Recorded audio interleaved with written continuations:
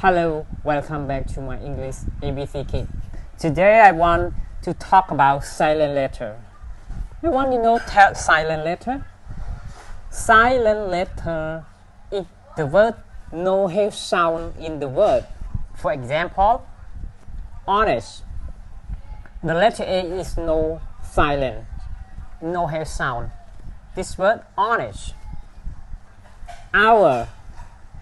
For example, she gave an honest answer to the teacher.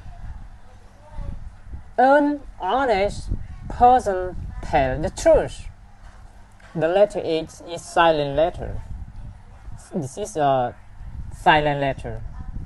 And pronunciation. Homophone. Okay, can you read this word, Mister? Yes. Okay, read. Plain. Plain. Okay, very good. And can you read this word? Yes.